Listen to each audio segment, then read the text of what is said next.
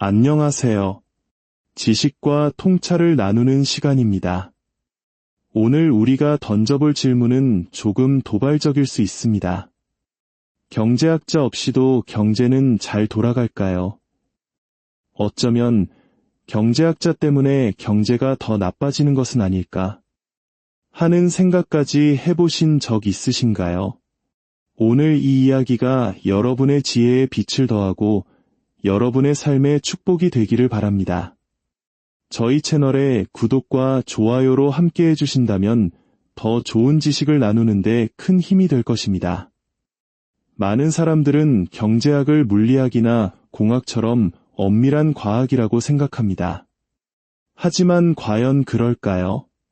다리나 건물을 지을 때 공학자가 없다면 불가능하지만 경제학자가 없다고 해서 시장에서 물건을 사고 파는 경제활동이 멈추지는 않습니다.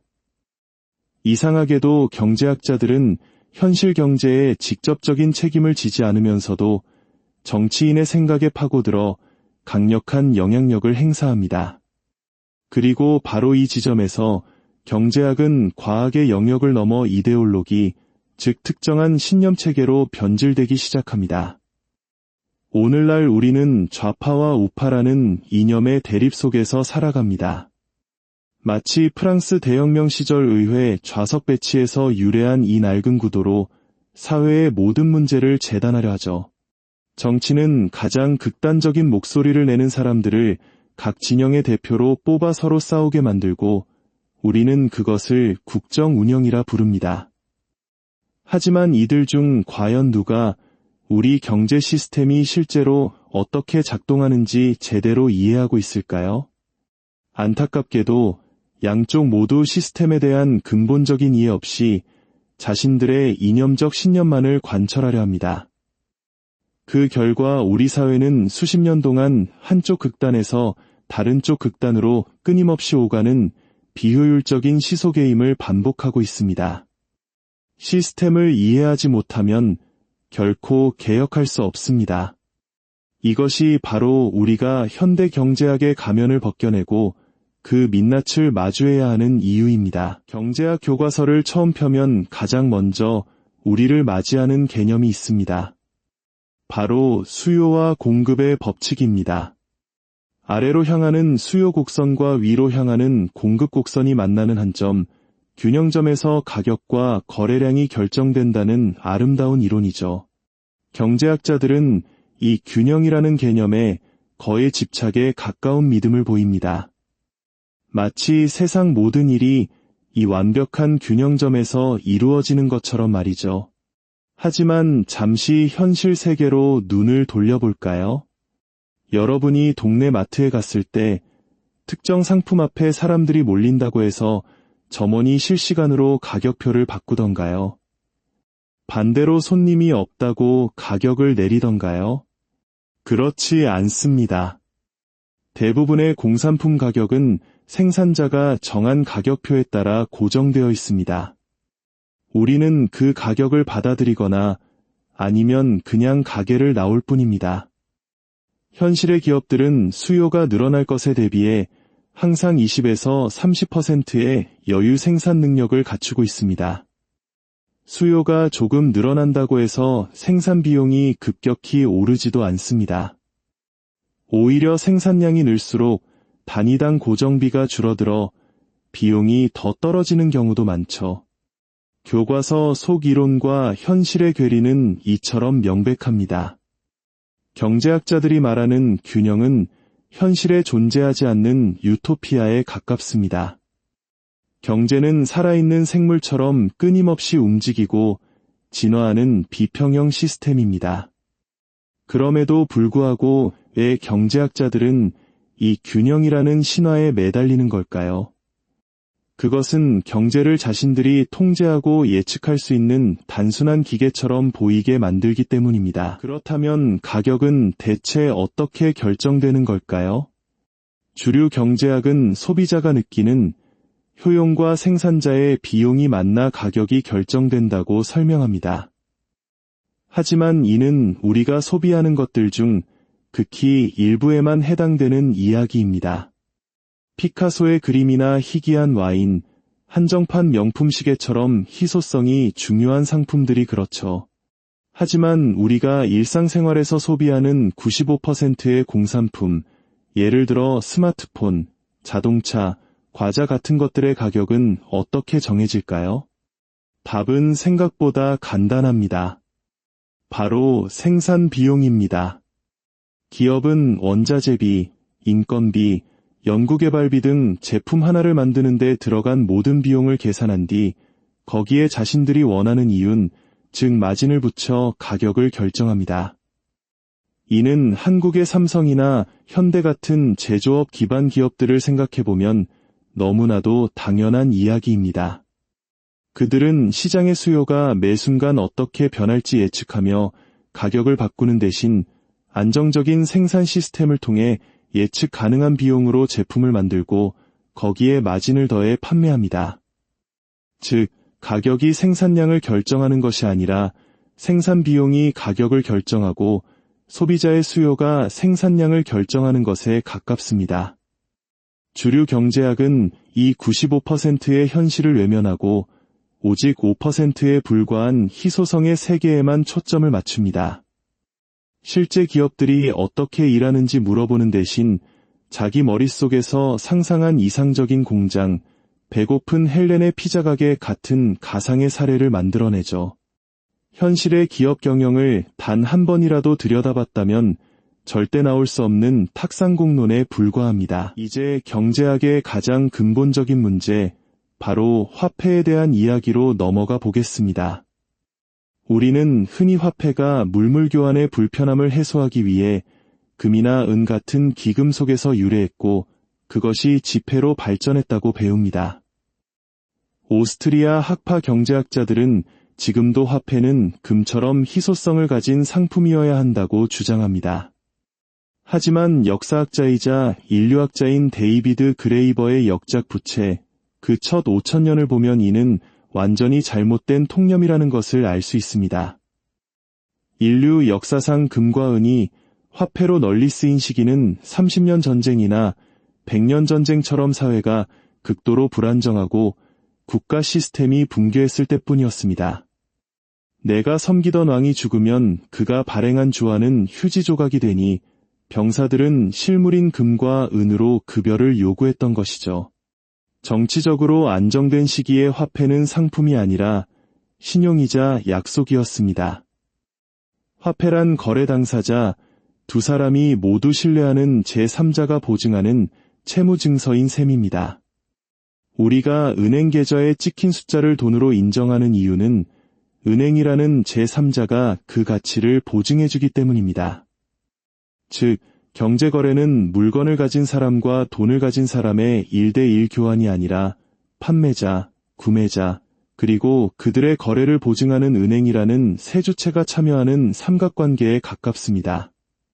화폐가 상품이 아니라 사회적 약속이자 신용 시스템이라는 사실을 이해하는 것은 현대 경제를 이해하는 가장 중요한 첫걸음입니다. 그렇다면 이 거대한 신용 시스템에서 돈은 대체 누가 어떻게 만들어내는 걸까요? 우리는 흔히 정부가 중앙은행을 통해 돈을 찍어낸다고 생각하지만 현실은 조금 더 복잡합니다. 현대 경제에서 돈을 창조하는 주체는 크게 두 곳입니다. 바로 민간은행과 정부입니다. 첫째, 민간은행은 대출을 통해 돈을 창조합니다.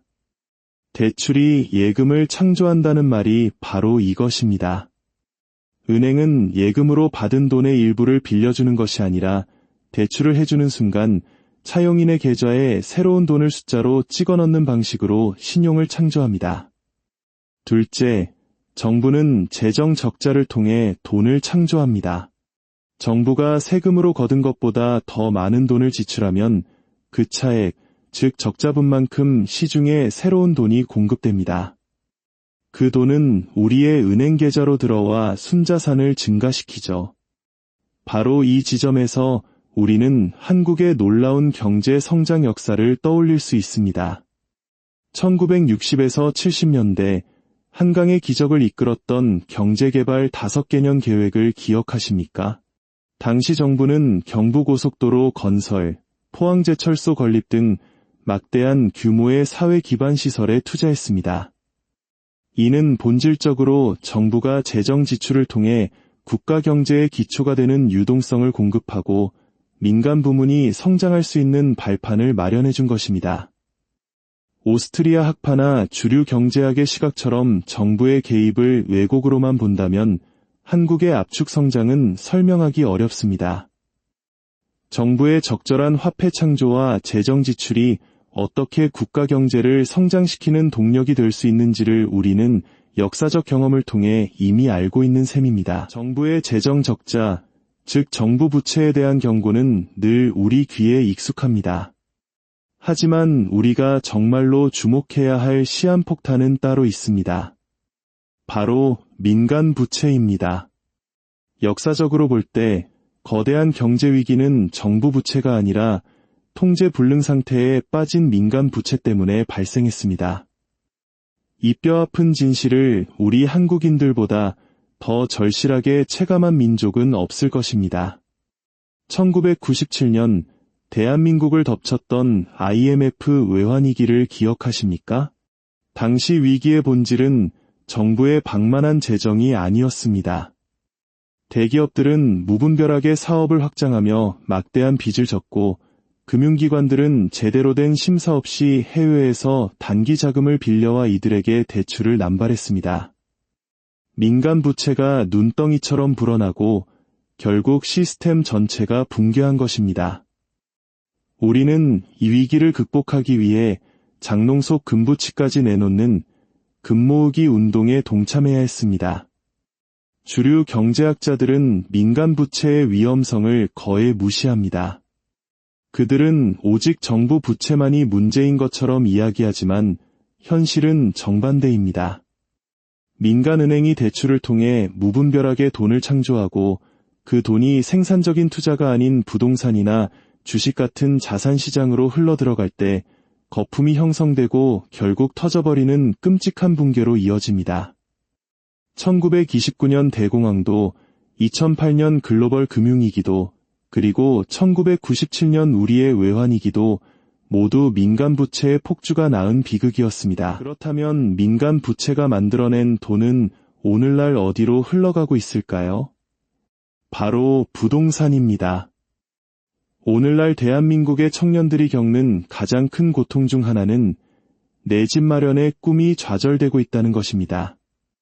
아무리 열심히 일하고 저축해도 천정부지로 치솟는 아파트 가격을 따라잡을 수 없습니다. 이것이 과연 아파트 공급이 부족해서일까요? 아닙니다. 진짜 원인은 금융 시스템 자체에 있습니다. 은행들은 주택담보대출이라는 이름으로 천문학적인 돈을 창조해 부동산 시장에 쏟아붓고 있습니다. 대출을 받기 쉬워지자 사람들은 빚을 내서 집을 사고 이렇게 풀린 돈은 고스란히 집값을 밀어 올립니다. 집값이 오르니 사람들은 더 많은 빚을 내야만 집을 살 수 있게 되고 이 악순환이 반복되면서 자산 거품은 통제 불능 상태로 커져만 갑니다. 이는 부자들을 더 부유하게 만듭니다. 이미 자산을 가진 사람들은 가만히 앉아서 자산 가격 상승의 혜택을 누리지만 자산이 없는 청년들과 서민들은 평생 벌어도 갚기 힘든 빚의 굴레에 갇히게 됩니다. 이것이 바로 화폐 창조가 낳는 불평등의 민낯입니다. 주택 가격의 폭등은 단순한 경제 현상이 아니라 금융 시스템이 어떻게 우리 사회의 부를 부유층에게로 이전시키고 세대 간의 격차를 벌리는지에 대한 명백한 증거입니다. 많은 사람들이 물가 상승, 즉 인플레이션의 원인을 정부가 돈을 너무 많이 풀었기 때문이라고 생각합니다. 하지만 이 역시 절반만 맞는 이야기입니다. 자산 가격 인플레이션과 우리가 마트에서 체감하는 소비재 가격 인플레이션은 그 동력이 다릅니다. 소비재 가격 인플레이션의 근본적인 원인은 소득 분배를 둘러싼 사회적 갈등에 있습니다. 자본주의 시스템 안에서는 노동자와 자본가가 한정된 소득이라는 파이를 두고 끊임없이 힘겨루기를 합니다. 노동자들은 더 높은 임금을 요구하고 자본가들은 원자재 가격과 임금 상승분을 제품 가격에 전가하며 더 높은 이윤을 확보하려 합니다. 이 과정에서 양측의 요구가 생산성 향상 속도를 넘어설 때 물가 상승이라는 결과로 나타나는 것입니다. 즉, 인플레이션은 단순히 화폐의 양이 늘어난 결과가 아니라 사회 구성원들 간의 분배 투쟁이 낳은 결과물입니다. 돈의 공급은 이러한 갈등을 가능하게 하는 허용적인 요인일 뿐 직접적인 원인이 아닐 수 있습니다. 우리가 인플레이션 문제를 해결하기 위해서는 단순히 중앙은행이 금리를 올리고 내리는 기술적인 접근을 넘어 우리 사회의 소득 불평등 문제와 분배 구조를 근본적으로 들여다봐야 합니다. 오늘 우리는 현대 경제학의 아름다운 이론 뒤에 숨겨진 불편한 진실들을 마주했습니다. 경제는 결코 균형 상태에 머무르지 않는 역동적인 시스템이며 가격은 대부분 생산 비용에 의해 결정됩니다. 화폐는 금 같은 상품이 아니라 사회적 신용의 표현이며 정부뿐만 아니라 민간은행이 대출을 통해 끊임없이 새로운 돈을 만들어냅니다. 그리고 우리를 위협하는 진짜 시한폭탄은 정부 부채가 아닌 민간 부채이며 이것이 자산 거품과 불평등을 심화시키고 있습니다. 이 모든 것을 이해하는 것은 단순히 지적 유희를 위함이 아닙니다. 우리가 살고 있는 이 시스템이 어떻게 작동하는지 정확히 알아야만 무엇이 잘못되었는지 진단하고 올바른 해결책을 찾을 수 있기 때문입니다. 이념의 구호에 갇혀 서로를 비난하는 대신 시스템의 작동 원리를 냉철하게 분석하고 어떻게 하면 더 많은 사람들에게 혜택이 돌아가는 공정한 경제를 만들 수 있을지 함께 고민해야 할 때입니다. 경제학자에게 우리 미래를 맡겨두기에는 그들이 저지른 실수가 너무나도 많았습니다. 이제는 우리 스스로가 경제의 주인이 되어 현실에 발딛고 선대안을 모색해야 합니다. 감사합니다.